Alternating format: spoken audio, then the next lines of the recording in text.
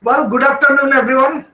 Welcome to the virtual platform of Regional Science Center and Planetarium Calicut.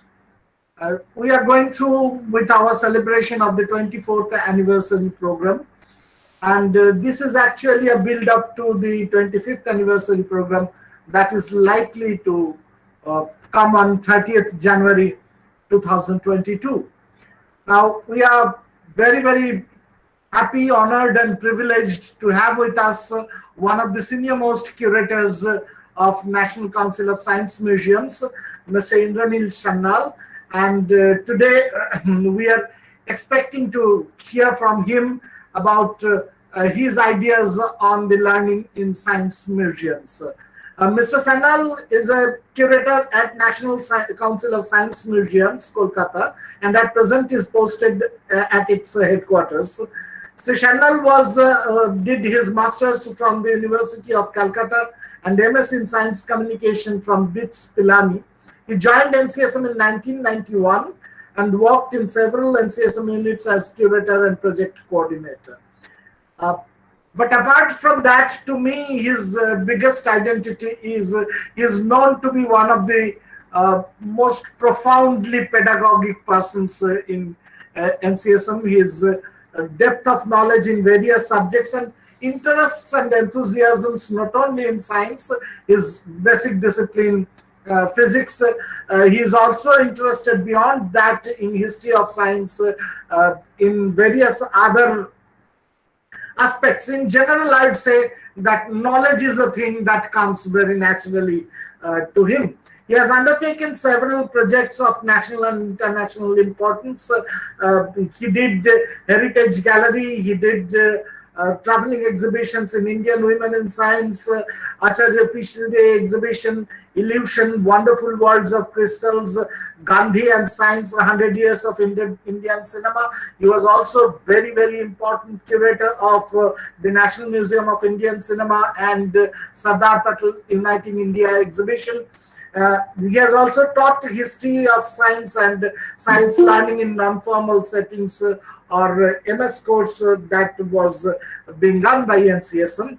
And today, we also welcome you all to this program, all the viewers, and I hand it over to Mr. Sannal for his deliberation. Thank you very much, sir. Welcome to our channel. Thank you, Mr. Bakchi. Let me tell a few words about this, about the presentation. This topic is learning in science museums. So we will discuss how learning in science museums is different from the formal learning, and what are its characteristics, and what are the different theories in learning in science museums, and how they are applied in science museums. Some of the listeners or viewers who is participating in today's discussion are aware of most of these things. But okay, this is another opportunity for me and for the viewers also to interact again on the various features of science museums learning. But many of us work in science museum for many years. So let us have some deliberations about the existing theories, and then it will also give us some ideas how we can apply these theories in our day-to-day professional work. So let me start my presentation. There is a PowerPoint presentation. Naturally, sometimes you will find it difficult to read because of the font size, but I will read out everything. And you are always welcome to interrupt me and ask any question. So let me start. I will ask, can everybody see this? Can everybody see this? Not yet. No, sir. Not yet. Why not yet? Now? No. No, sir. What happened?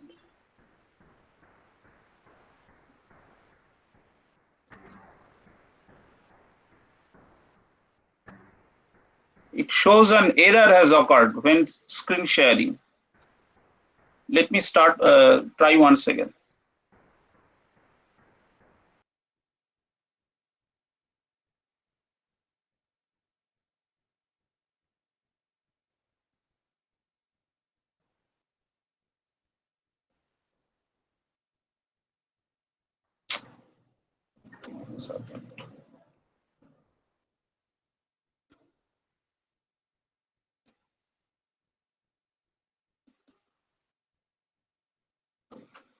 It's not coming. So what to do? I suggest you log out once and log in once again. That may solve the problem. Okay.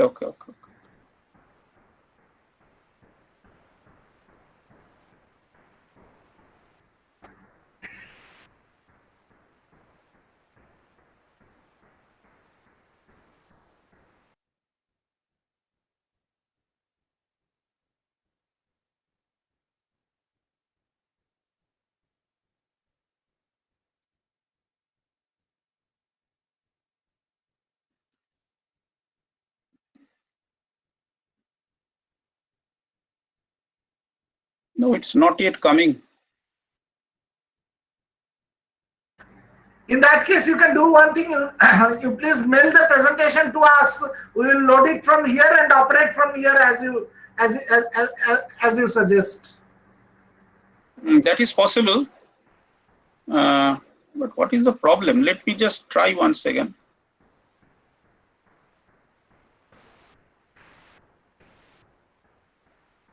Let me close it and start it.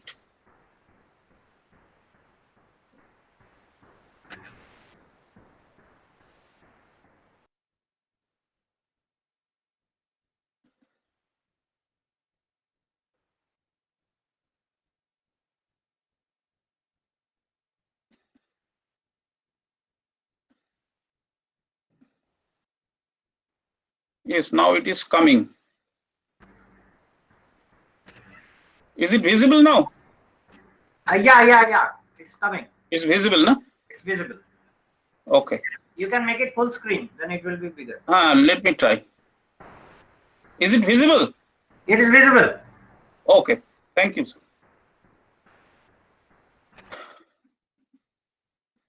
Now, the topic of today's presentation is, as you can see, that science learning in science museums.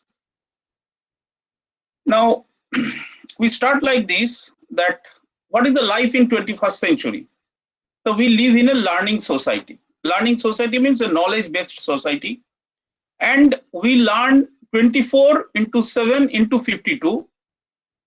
-8/52 is the sleeping time. So the time when you remain awake, you continuously learn from different sources. So it is very different from the prehistoric era, or maybe 100 years or 200 years, people were not like that. So now we continuously learn from different sources, that you can understand from the next slide. Now, learning, and particularly science learning, is rapidly becoming integral to all aspects of life, work or leisure. Even leisure is also related to learning nowadays, with the boundaries becoming ever more blurred. Let us see these two photographs. In the left side, you can see the child is not interested about the toy cars. He is more interested about the tab.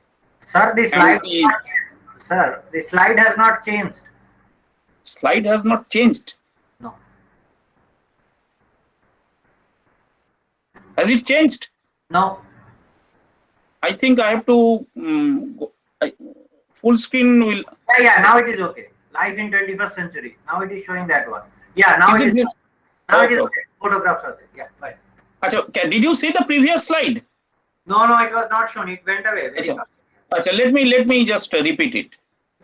So learning is 24/7/52 -8/52. 8 of supposing that you sleep for 8 hours, and it is rapidly becoming integral to all aspects of life, work and leisure, and the boundaries are blurred. So that is what I mean to say. Now, these two photographs, you can see that in the left side, the child is not interested about the toy cars. He is more interested about the tab. This is the real picture of today. And in the right side, that he can explore a lot of things in the tab. Means this knowledge has already come even to the level of a child. Now, when do we learn? So the research shows that children spend 75% to 80% of their waking hours outside of school. So this calculation I can simply explain to you also. For example, in a day, if a child sleeps for 8 hours, then 16 hours remains. Now 4 to 5 hours in the school. So it is about 1/3 in the school. So 67% in a day outside the school for the waking hours. Now you count, add Saturday, Sunday, other holidays and vacations, it goes to 75 to 85% of their waking hours outside the school. Now, if you count for the whole life of a lifetime of a person, less than 3% of our time is spent participating in formal education. And therefore, most of what we learn outside the formal educational institutions. So is it clear how we came to the figure? Is it clear how we came to the figure? Yes, yes. Okay. Now, educationists, they have identified 3 kinds of learnings. One is informal, one is formal and non-formal. Now, what is informal? Informal means what we learn from our life. So we are talking to the people, we are seeing television, we are reading newspaper, we are overhearing what people on the street are talking about. You learn from your parents, grandparents. So this is informal. So other one is formal, what we learn from the school, colleges, universities, or other kinds of such institutions during your professional training, all these things. This is formal. Another is non-formal. Now, what is non-formal? Non-formal, I will come to the next one. Now, there is one difference of what we study in India and what is the American system. Sometimes in the American system, they do not distinguish between informal and non-formal, but in India, we distinguish between informal and non-formal. Now, what is non-formal? Non-formal is what you learn from museums, general museums or art museums, archaeological museums, from science museums and science centers, from planetariums, from zoos and aquariums, from botanical gardens, and from such institutions. This is not your lifelong learning. It is just when you visit these things, you learn. But that learning remains with you. That is a different things. Now, what are the characteristics of non-formal learning? Here, like the formal learning institution, the principal objective is learning, but it is not structured. There is no syllabus, there is no curriculum, and there is no exam, there is no test or evaluation. Then it is open to all, means it is not restricted to a group of students or some eligible students. It is not like that. Even a child can come to an institution of non-formal learning. An old man, the child's father, the child's grandfather, they can also come to the science centers or science museums or planetariums or zoos. So it is open to all. Now, the other one is that because there is no syllabus or curriculum, the learner has control over his content and pace. Means he can slowly go through the exhibits or in the zoos, the cages of the animals or this thing. And he can choose his content because there is no fixed syllabus on which he has to appear for the exam. So he has the control over the content and also the pace. And all these things are summarized in a terminology called free choice learning. So you can choose what you will learn. You can choose how you will learn, at what pace, when you will learn, where you will learn. So everything is your free choice. So it is nowadays called free choice learning. We'll come to about the free choice learning later on. Now, like formal education, formal learning, the non-formal learning also has its strength and weakness. So what are the strengths? First thing is the no fear of exam. This is very important because many students in the schools or colleges or universities, I'm not talking about university, particularly in school, the children always suffer from fear of exam, the fear of failing, fear of not performing well in the exam. So here that fear is not there. Then it is also cheaper than formal learning. Nowadays, you know, the cost of education. There is no restriction. We have already told that it is open to all. It is truly democratic. Then you have variety of experience. In formal educational institution, it is basically lecture based or lab based. But here you have variety of experience. You have exhibits, you have shows, you have science demonstration lectures, you have science park, you have planetarium show, lot of other things. In zoo, if you go to zoos also nowadays they are conducting other programs for the visitors. So variety of experience is there. Then there are scopes for learning through interaction, objects, exhibits. So it is called concrete learning. Means it is not learning from books or notes or from PowerPoint presentations and all these things. It's basically object based, interaction based, exhibit based. So this is called concrete learning.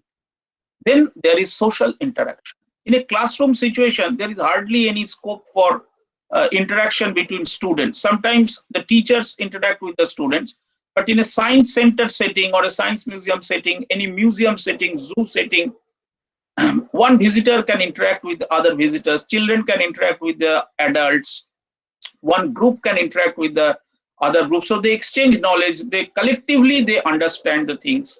So that scope for social interaction is there. Then it motivates for further learning.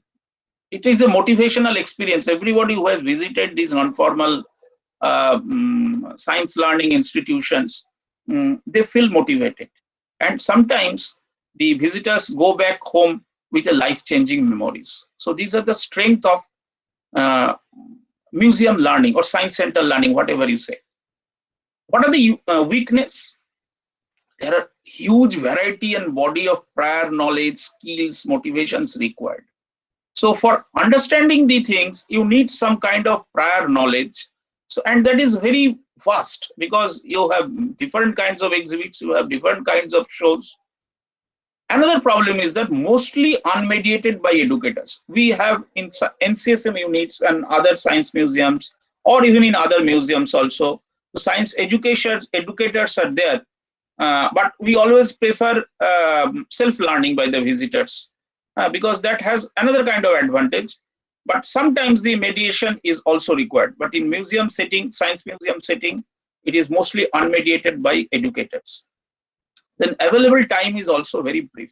In schools and colleges, you spend many years for learning. So your learning can build up step by step. Here that scope is not there. Then another problem is that impact or learning outcome not guaranteed. Some people go back with life-changing memories, but it is not guaranteed also. It is not guaranteed in formal education institutions also, but chances are higher there. But here chances are lower. Now, what are the characteristics of learning in science museums? We have talked about the learning so many times we have talked. So what are the characteristics of learning in science museums? How it is different from learning in formal education institution? So what I have discussed, it is summarized in this slide, that learning in science museums is all about the real thing. It is basically object-based learning. Then variety of activity and content, interactivity, immersive experience, matching of experience to personal interest. So you can learn you can just pick up the experience of your personal interest, which is not that much available in formal institutions. Then it is vivid, relevant, changing memories. It is a summary of the last few slides which we have discussed. Now, what is learning? If we go to what is learning, so there are many definitions of learning, but this is the most common learning given by one educationist called Mikulus. So it says like this, that learning is a relatively permanent change in behavior. So learning makes your behavior permanently change. So unless means you cannot learn something for 5 minutes and forget. So that is not learning. It happens to many of us that we read so many things in the schools and colleges and universities, and after passing out we simply forget. That means we did not learn them. We simply memorize them for passing the exam. So that is not learning. Learning is a relatively permanent change in behavior that occurs as a result of practice. So this is important. Result of practice. This permanent change will not come in one day. it needs it is a continuous process. You have to practice it. You have to cultivate this. Then only it will make a permanent change in behavior in you. Now we are discussing here some. Can you see the slides clearly? Can you see the slides clearly? Yes, yes. Okay. Now here are some of the important characteristics of learning. After seeing the definition of learning, so these are important in the Science Museum context. So as I read out, you can just understand how these are important in Science Museum context. This learning is multiple: verbal, conceptual, perceptual, cognitive, psychomotor, skill learning, also affective, emotional, problem solving. So all these learning opportunities are available in science museums, which is not available in formal institution. Then learning is contingent upon experience. An individual learns substantially through his experience. We always call we always say that in a science museum we offer experience-based learning. So learning, the theory also says that learning is contingent upon experience. Then learning depends upon interest. So because the science museums have various kinds of exhibits, various different galleries of different themes, different kinds of shows. So people can choose the exhibit or show or any program of their interest. So learning depends on interest. So if somebody picks up the topic of his or her interest, then learning, there is a guarantee that there will be effective learning. Now, motivation is a key component in learning. Now, science, as we have said, that science museum motivates people because there are some, the atmosphere is such that because there is no hard and fast syllabus, there is no fear of exam and all these things, and there is a free choice of learning. So it motivates further learning. It is essential for learning. Motivation is essential for learning. Now, learning is purposeful and goal-oriented. The learner does not learn effectively if there is no purpose or goal of learning. Here is a problem in the science museums. Now, if the visitor just comes for leisure or just for spending some time, there is no guarantee that there will be learning.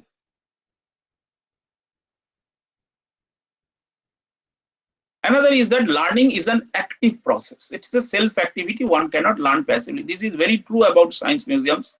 Most of the active exhibits are either hands-on or self-operating kind of thing. So by actively operating the exhibits, one can learn better. Then learning is individual, means ability of learning. So learn at the same pace, effectiveness. So it varies from so in a science museum we keep different kinds of exhibit at different levels, different kind of themes, different shows, so that it caters to different kind of people. Then learning is the result of interaction. This is very true about Science Center. Learning is creative.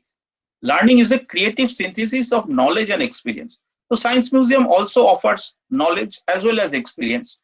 So it promotes, we promote creativity in Science Center. Then learning depends on prior knowledge. This is a problem again in Science Center, that if you come with a completely blank mind without a prior knowledge, so it is very unlikely that your learning generate some interest. You can generate some motivation for learning in the future, but some kind of prior knowledge is required. And that is why we have to choose. For suppose we are developing one gallery or we are developing one show or one temporary exhibition. So we have to think about what is the target group. Accordingly, we have to develop the gallery or exhibition. There cannot be anything which is targeted to all visitors. So there is a term called general public. Actually, there is nothing called general public. Everything should be targeted to a group. The group which is supposed to have some kind of prior knowledge to understand this gallery or exhibition or any kind of show. then it takes time to learn. Again, that in the slide where we have talked about the drawbacks of non-formal learning, that because the visitors spend maybe 1 day or 2 days in a science museum or a planetarium or a zoo, so they do not spend much time in a whole year or in their whole life, but it takes time to learn. That is why we call for repeat visit. Repeat visit is very important. So maybe the first visit will generate some interest and motivation that will motivate you to come again. Then you learn something, then you get more motivation, you come once again. Important. Then learning is in visitor, or you expect that in the first visit, within 5 minutes or 10 minutes or 1 hour in a gallery, the visitor will learn everything. So learning is incremental. Learning occurs bit by bit. Now we will discuss about some of the influential thinkers about the learning theory, whose theories are extensively applied in science centers and science museums. The first one is Jean Piaget. He is basically a biologist of Switzerland. So he did pioneering work on how with the growth of age people learn. Then John Dewey. John Dewey is an American educationist. He is famous for his pragmatic theory of education. Lev Vygotsky. Lev Vygotsky is a Russian. He is famous for he was a Russian school teacher of 1935 and 1940. His works, very important work, was actually lost until it was rediscovered during 1960s. So he is known for his theory of socio-cultural learning. And then Jerome Brunner. Jerome Brunner is he is also an American educationist and psychologist. He gave a theory of scaffolding. And then finally J.P. Guilford. He is known for his theory of intelligence and creativity. We'll discuss one by one very shortly and how they are applied in science museum context. Now, Jean Piaget, he gave 4 factors underlying intellectual development.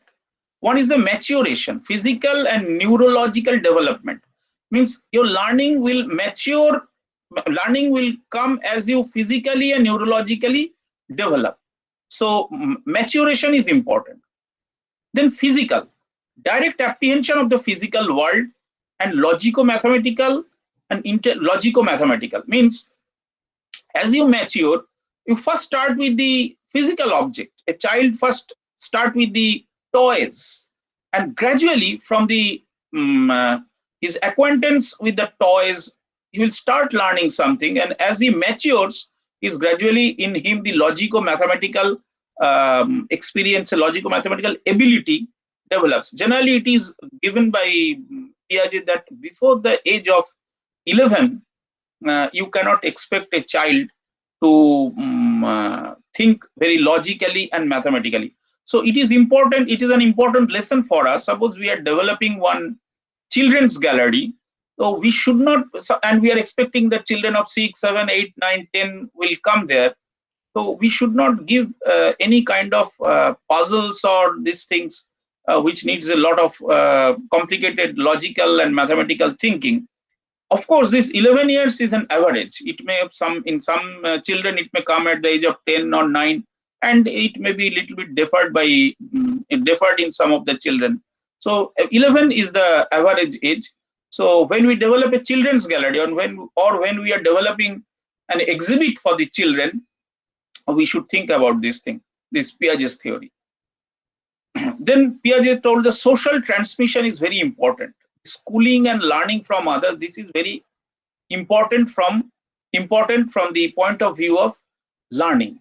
And then equilibrium, integration of these influences to achieve an adaptive balance with the environment. So maturation is one thing, then physical and logico-mathematical abilities, and then social transmission. These are all very common. They appear to be very common, but when Piaget gave it at the nearly 100 years ago, at that time, these researches were only at the very preliminary stage, and he did very pioneering work also. Very interesting thing is that he started his research with his grandchildren and children and grandchildren. So he started observing his children first, then he observed his grandchildren. He observed other people also, but he started with his own children and grandchildren and arrived at these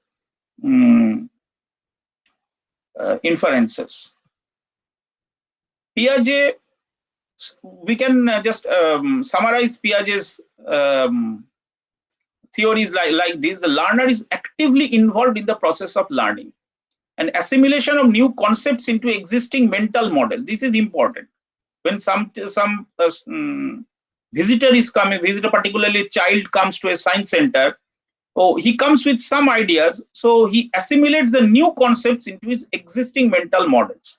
Accommodation of mental models to fit new concepts. Then the reverse thing also happens, that he accommodates his mental models in such a way that he generates a new concept. Second one is John Dewey. He gave the theory of pragmatism, that all learning is based in experience, but not all experience is educational. You can understand this, very true. And educational experience links to past experience and generates like Piaget only. And means trial and error. Our fun science exhibits are by reflection and suspension of judgment, by trial and error. This is another way of telling that man learns through trial and error. And learning is purposeful. Man full knowledge. So this is also very important. Unless the knowledge is useful. Now, after at the age of 60, if I now start studying quantum field theory, maybe first 1 month I will have some enthusiasm. After that, I will give up because there is no purpose. Now, the third most influential thinker is Lev Vygotsky. His theory is called sociocultural learning, that all higher mental functions start in social plane. I mean, society's role is very important. You can understand why he gave this theory. He was born, or maybe he was brought up in a country called Soviet Union, which was a socialist country.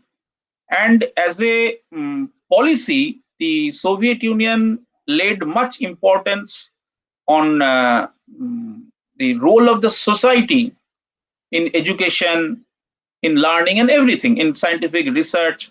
So he started thinking in that way, and he discovered that the role of society is very important in our learning.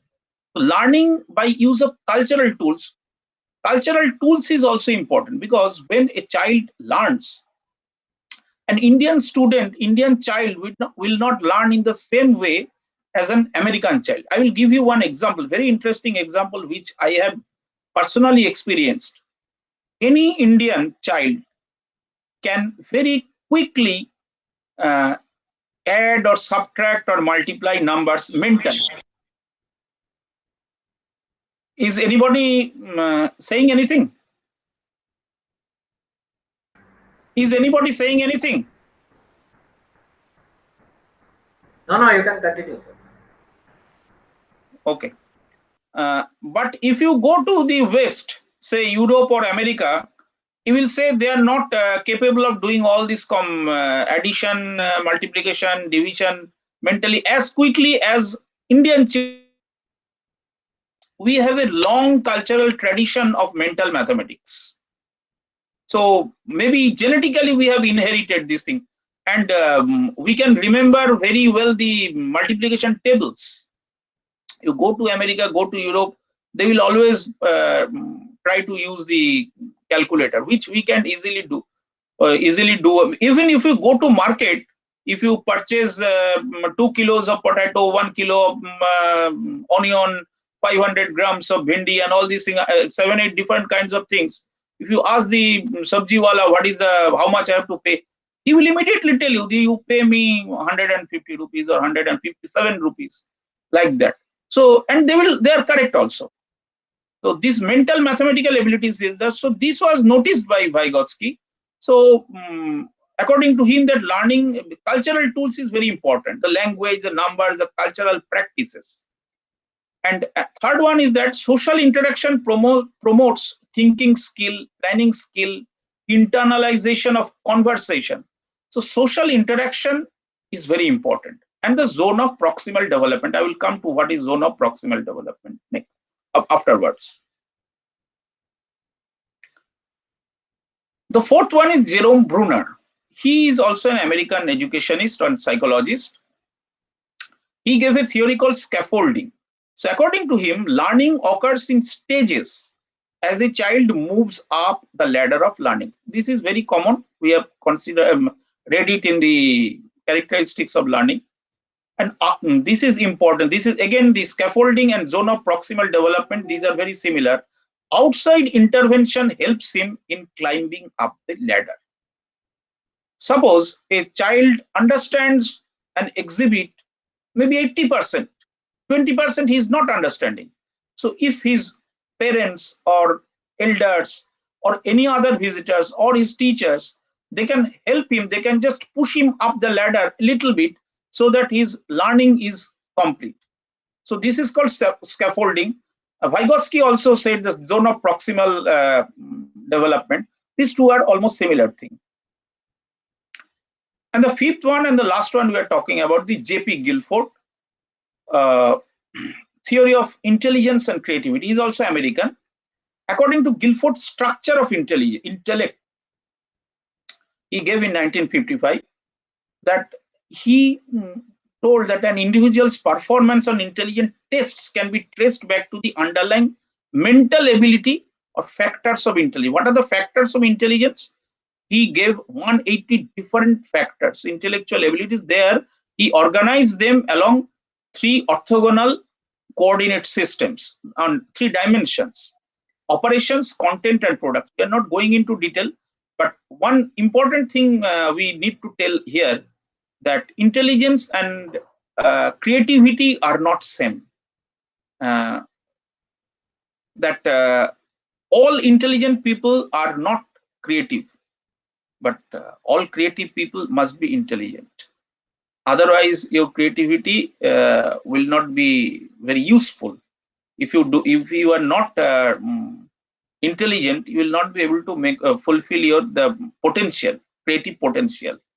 So these two things are too important, but these are not same thing. Sometimes we confuse between intelligence and creativity. Now we have talked about the Piaget, Dewey, and Vygotsky. Their theories, this Piaget's theory, Dewey's theory, and Vygotsky's theory, we can merge them into constructivism. So what is constructivism? That how people construct their own knowledge. In a science center, we do not tell everything very explicitly to the visitor. An exhibit gives some idea. We present a very short write-up, very short narration. From there, or from 1 or 2 or 3 exhibits, or from a total gallery, a visitor can construct his knowledge. So this is called constructivism. And all these 3 educationists or educational psychologists, Piaget, Dewey, and Vygotsky, what they said is basically constructivism. Now, what are the constructivism? Learning occurs when people reconstruct meaning and understanding. You see an exhibit and it does not result into learning. You reconstruct the meaning and understanding in your mind. Learning is a process of active engagement with experience. Simple experience or simple engagement does not result into learning. So you need to actively engage with the exhibit, and the experience you gain from your active engagement, that will be translated into learning. The third one, which was given by John Falk. John Falk is a very renowned museum researcher of Oregon Science Museum and Oregon University of Oregon in USA. So what he has given, that learning is a whole, not a part. A whole that only be understood by trying to situate any given learning experience within a larger framework of a person's total life. This is a complicated statement. I'm just leaving it to you for understanding. Now, zone of proximal development we have already discussed. It aids a potential learner to become a learner with a little help from outside. And learning in science museum is a social process. When I am not able to understand how an exhibit to be operated, I observe the other visitors, how they are operating, then I learn how to operate it. So learning in science museums is a social process. This is very important.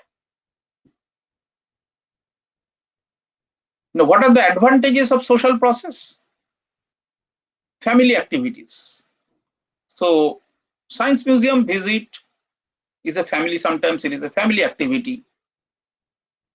It gives a chance for family learning. So everybody learns together in a family when they visit a science museum or a science center. And there is scope for frequent talk, perceptual, conceptual, connecting, strategic, affective. I will tell what is affective. The immediate solution seeking. A child immediately seeks a solution. How does it work, father? How does it work, grandfather? So they immediately ask solution. This is possible only because science museum visit is a social process.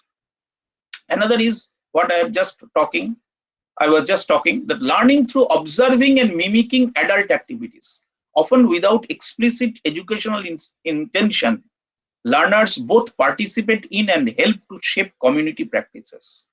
Broader collective learning. It is not only family learning, it is a broader collective learning. Means many visitors together they learn something. It is possible in science shows. It is possible even in galleries or exhibitions also. Now, there are different kinds of visitors. Researchers have identified them. I do not have many more slides left. Just I will try to finish as much as possible. One kind of explorer, facilitator, experience seeker, professional or hobbyists, and rechargers. So this is explorer. I come here primarily because it interests me and I like it. This is a photograph from Science City. I come here primarily because it will satisfy other people's needs. I come here, this is experience seeker, mostly family visitors. I come here primarily because it is an attraction or thing to do in this community, its reputation, and also the place where they are visiting, its reputation. Science City, Kolkata has a reputation. In Calicut, the Regional Science Center and Planetarium has a reputation. That is why people come there. So they are the experience seeker. Other one is the professional and hobbies. I come here primarily because it relates to my work or is something I actively pursue as a hobby. In fact, this is a dream for all science museum professionals. When people will come to science museums and science centers for their professional needs and for hobbies, the number of such people visitor is definitely very few, but it will be a great honor for science museums in India when the people will start coming in large numbers because of their professional need and hobby to science museums. Another is just for recharging themselves, motivated by reverential or restorative experience, just to recharge themselves. Another learning theory was given by Kolb and McCarthy. They have identified from the last few slides, this is summarized here, they have identified 4 different kinds of learning styles. One is the dynamic learner. Dynamic learner, what does the dynamic learner do? The hands-on learning. He prefers hands-on learning. He prefers learning by trial and error, self-discovery, talking with other people. They are the dynamic learner. An imaginative learner. What is the imaginative learner doing? Seeking personal meaning, looking at things from different points of view. They're actually creative and imaginative. Watching, listening, and sharing ideas, learning about people and culture. The third one is a problem solver, solving problems, resents being given answers, knowing how things work, hands-on learning, testing theories. They are somewhat like dynamic learner, but they're basically problem solver. Another is the analytical learner, thinking through ideas, seeking facts, knowing with experts, knowing what experts think, listening and thinking. They have something in common with the imaginative learner, but they are one step ahead of the imaginative learner. No, another is the Gardner. Gardner is also very famous. Gardner's multiple learning theories are there. Multiple, sometimes it is called learning gateways also. He has other kinds of theories. Basically, he has identified different people that different people prefer different approaches to learning. Some people prefer narrative, story-based learning. Some people prefer quantitative. Some people aesthetic, then foundational, philosophical, and experiential.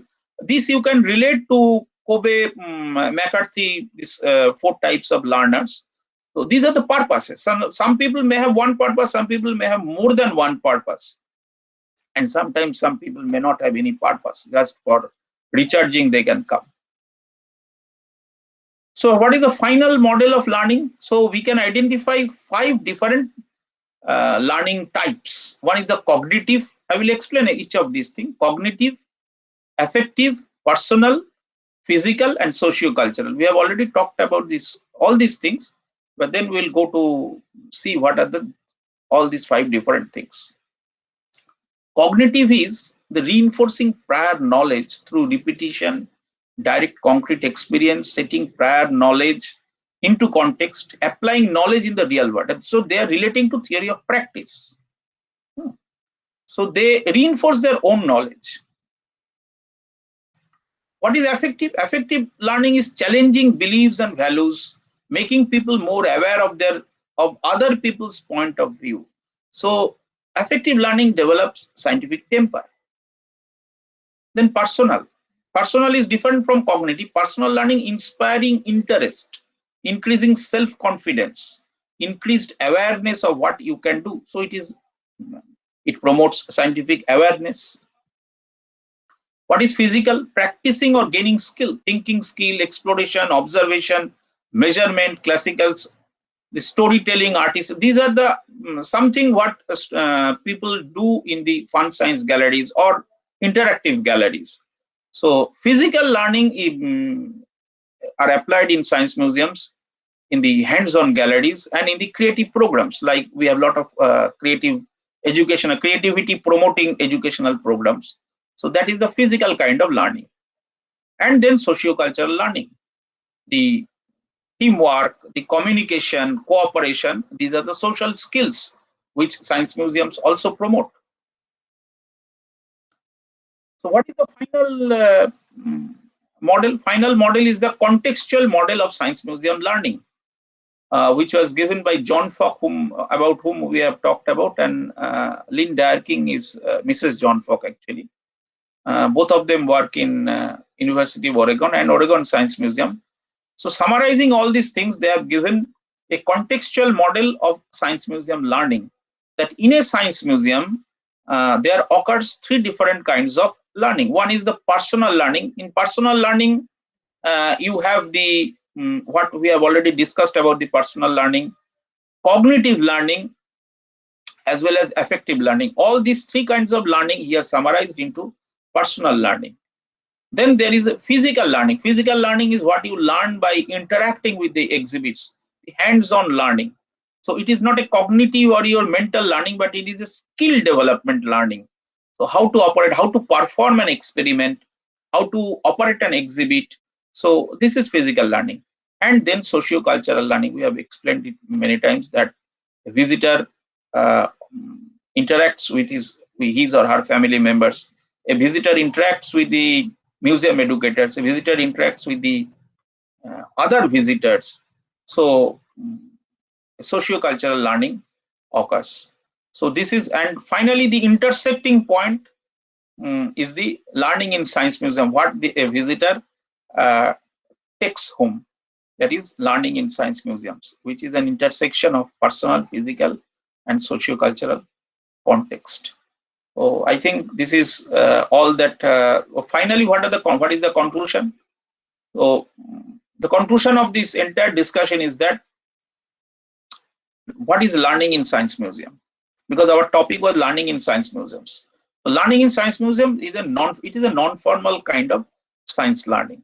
It is also a free choice learning where there is no restriction of about the visitors' age or visitors' educational qualification, eligibility, time. So it is a free choice, and pace, and when he will come, what he will see. So everything depends on the visitor's own decision. So it's a free choice learning. Then it is an active learning. So in the science museum, it is not a cinema where you just simply sit and watch the cinema. So it is an active learning. You interact with the exhibits, you interact with the museum educators, you sometimes in a different kind of immersive shows, you participate in that one. And in museum, science museum, you learn in different contexts. It is not just in from the book.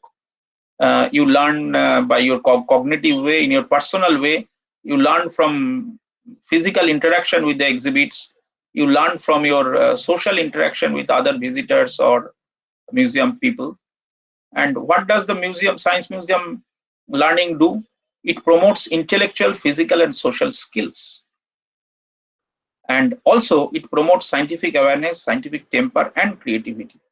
And finally, science museum learning is always inspirational.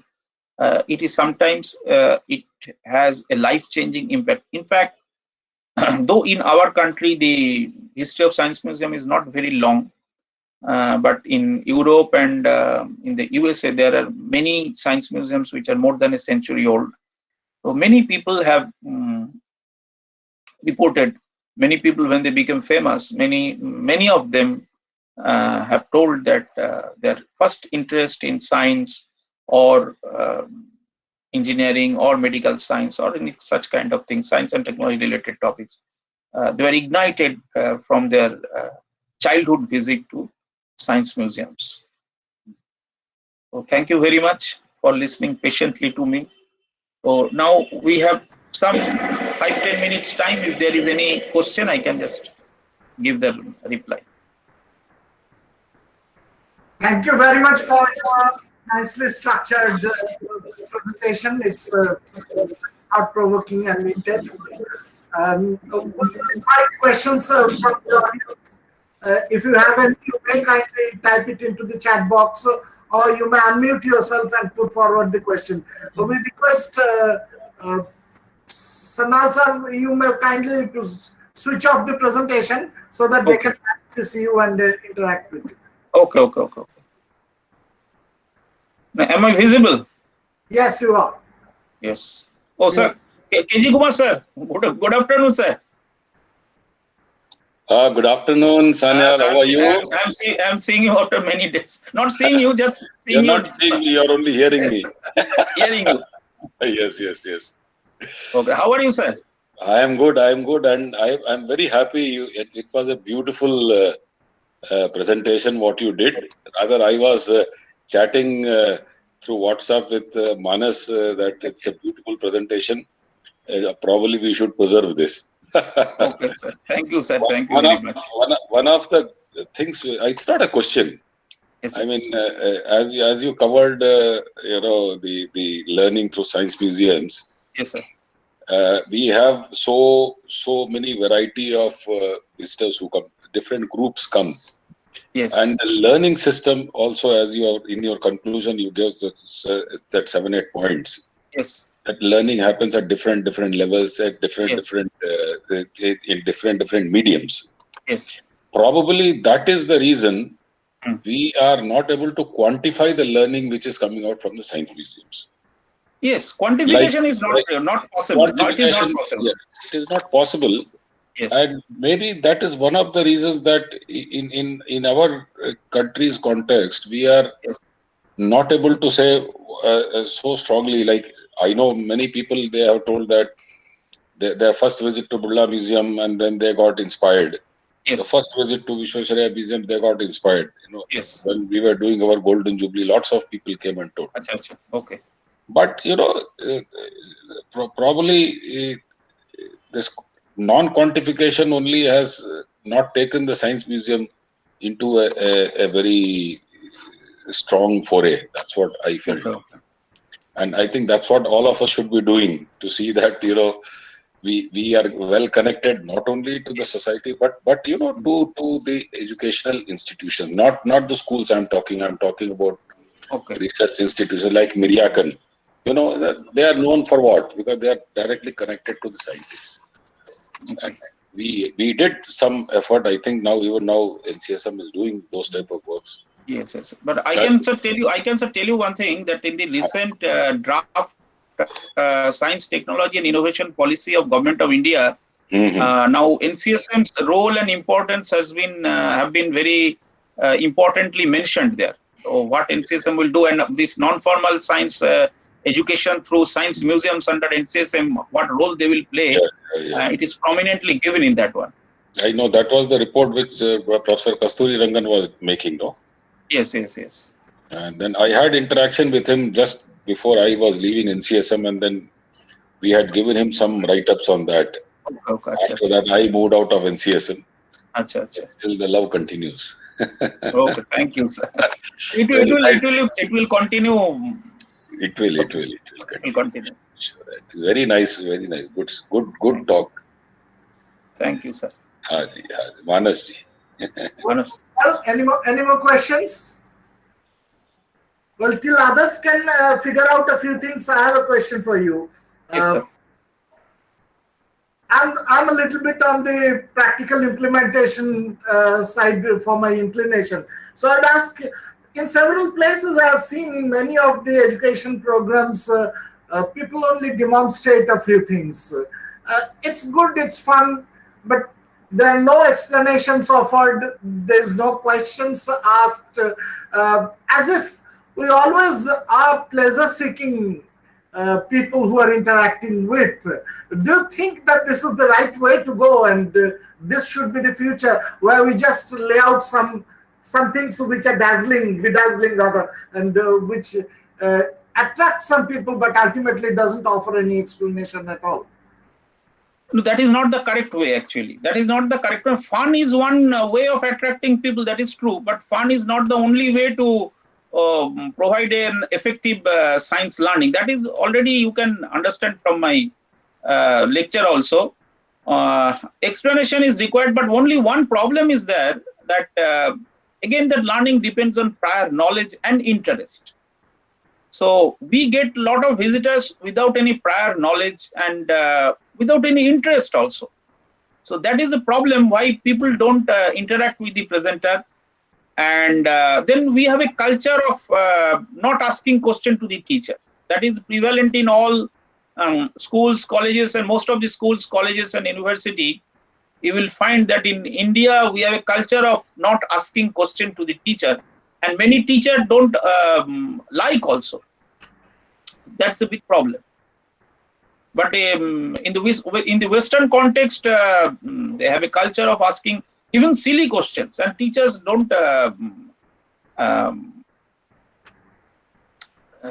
Teachers also appreciate such questions, even if it is a silly question, and they always reply to those type of questions.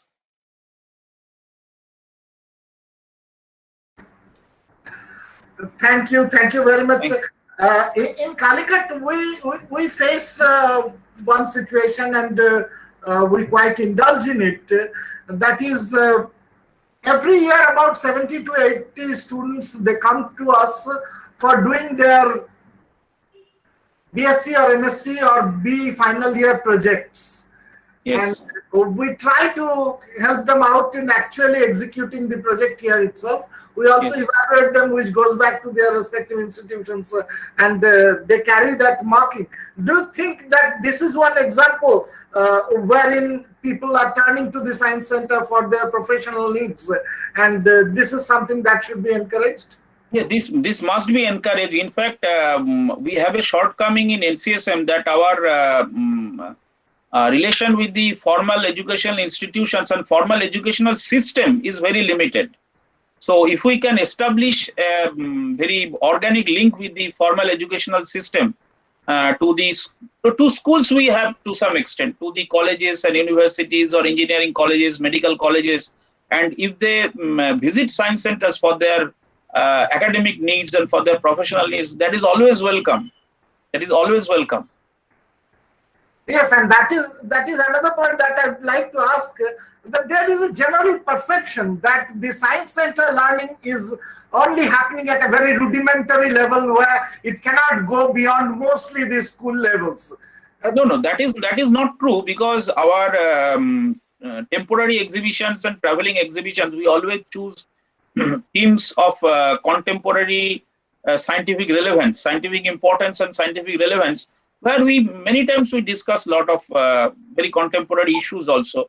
But yes, in science museum, exhibits are not textbooks, so you cannot write pages after pages of equations and deductions and all these things.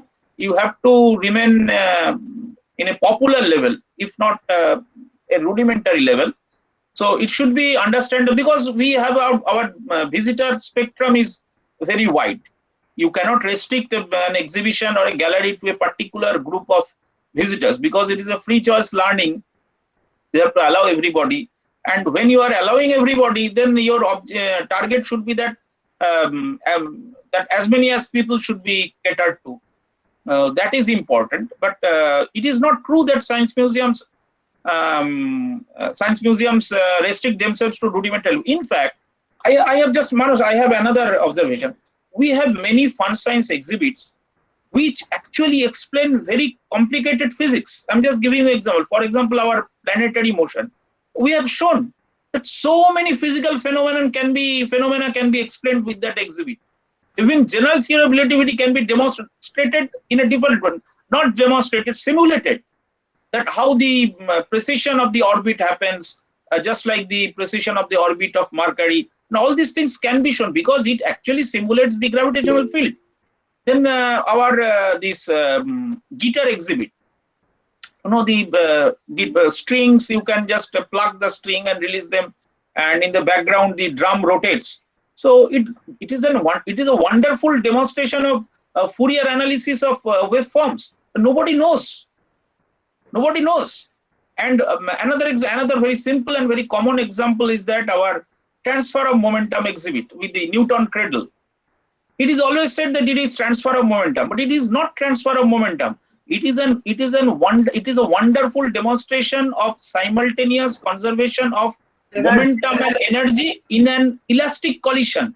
Now, our people should know it, and it is the responsibility of our curators to prepare the proper write-up and educate the younger curators and the education staff to explain, because we have the basic education. Everybody, if trained or taught, I think our people will understand this thing, but nobody has ever told them this. No, another example is that the so-called the compound pendulum. You know the story. Yeah. It is not a compound pendulum. It is basically a superposition of two simple harmonic motions. Compound pendulum is something very different. So such mistakes are also there. So we should rectify these things, and then only people will appreciate our contribution.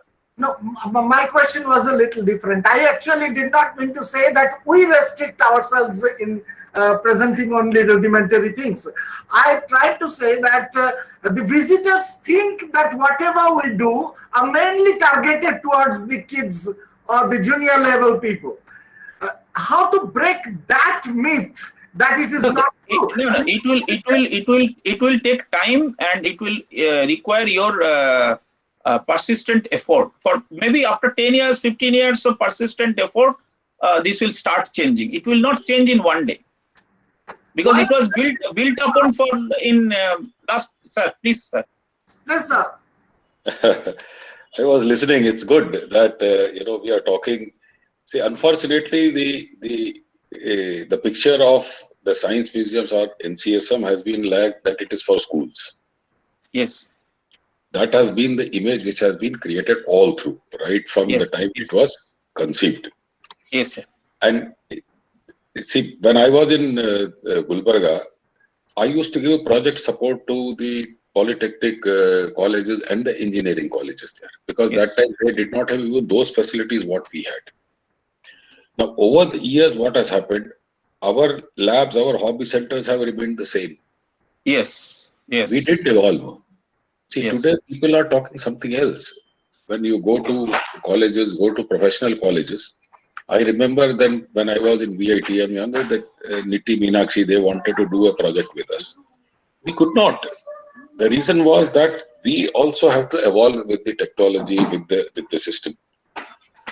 And I remember another college here, they wanted that, they started a B design course there first. And I'm even today, I am a member of their syllabus development committee. So that was the time I told those people that when your design students, they come to the fourth semester or fifth semester, they should work on a project with us in Vishwashrayams.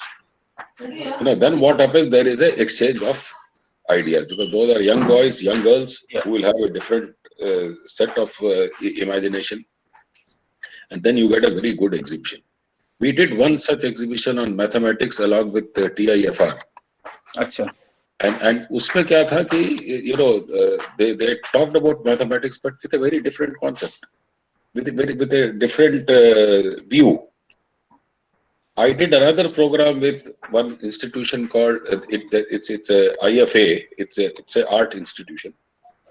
They worked on the artifacts of Vishwashraya Museum, and they came out with an exhibition which had an art and science component together. Then it attracts a different group of people. Yes. And these type of activities, if we are able to do, there is absolutely no problem that we will change our face very soon. Like आप लोगों ने किया था, Bose Institute के लिए काम किया था. You did something there. When Manas, you will be knowing. I think you were also involved when you were in Calcutta. So when such type of things happen, this has to be given more prominent.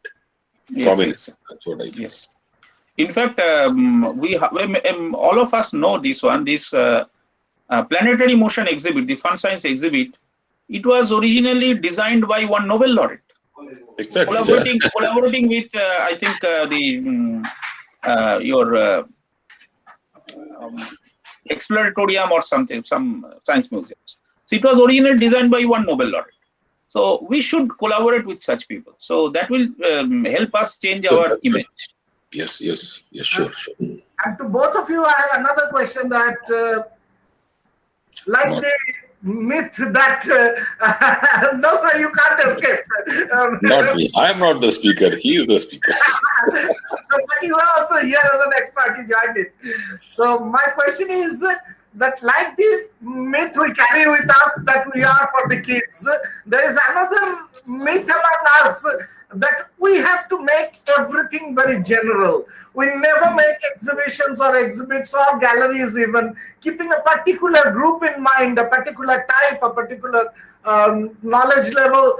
So do you think in doing so, actually we are precipitating down to the lowest common minimum? Diluting. We are diluting. Using the plot altogether. No, that is what I have already told, that because learning depends on some prior knowledge. So when we plan one exhibition or one gallery, we must keep one particular target group in mind.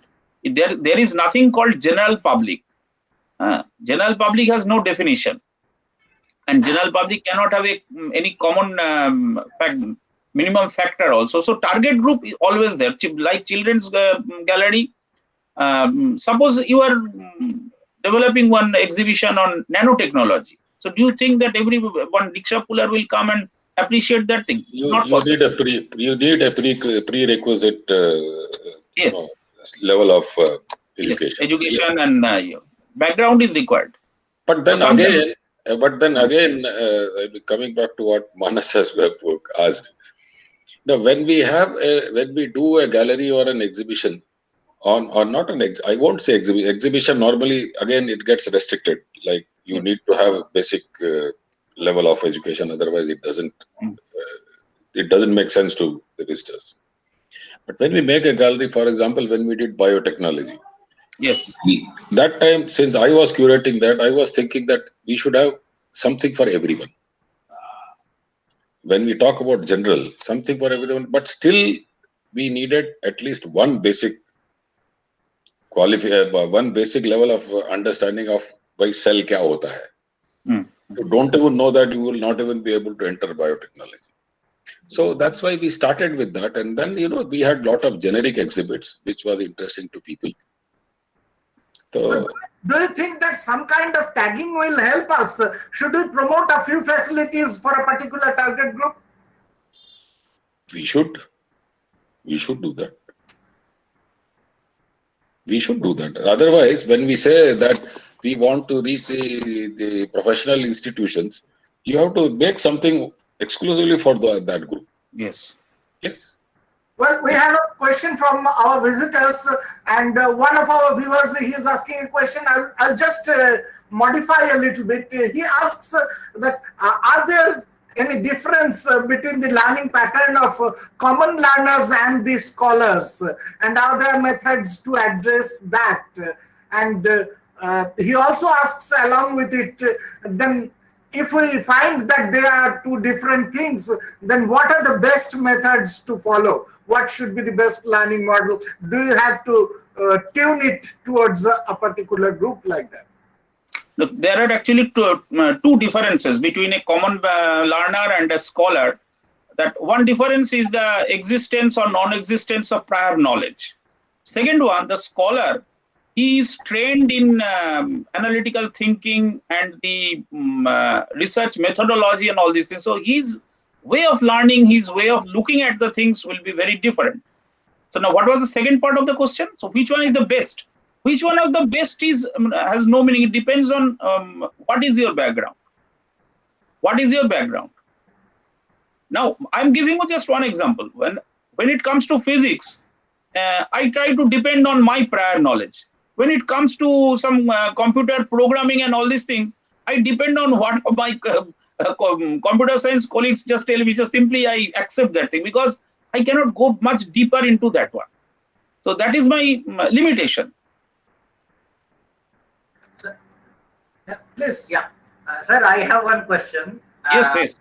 Yeah, actually, you said that we require prior knowledge, some type of prior knowledge for appreciating any gallery or any exhibit in a science museum. Yes. But again, simultaneously, we propagate the concept of inclusiveness in the museum, where we try to bring in all cross-section of the people to the science museum.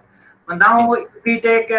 you mean that whether these two are contradictory? Contradictory, yeah. They're not contradictory because our objective is to have something for everybody, not to have everything for everybody. That is not possible. To have something for everybody. That is why we have varieties of things, different kinds of galleries, science park, then different kinds of science shows, planetarium, innovation hub, creative ability center, Tara Mandal. So many things. So there should be something for everybody. Not everything for everybody is not possible. So inclusiveness will come from that one.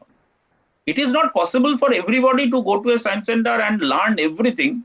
That is not possible. But only thing that when somebody comes to a science center, there should be something for him or her.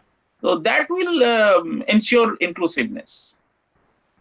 Now, these theories of learning, it also arouses another question in my mind that many of our exhibits which depend upon switch press kind of and touch screen kind of interactivity, are they really making any connection at the cerebral level? Are they really contributing to learning, or it's...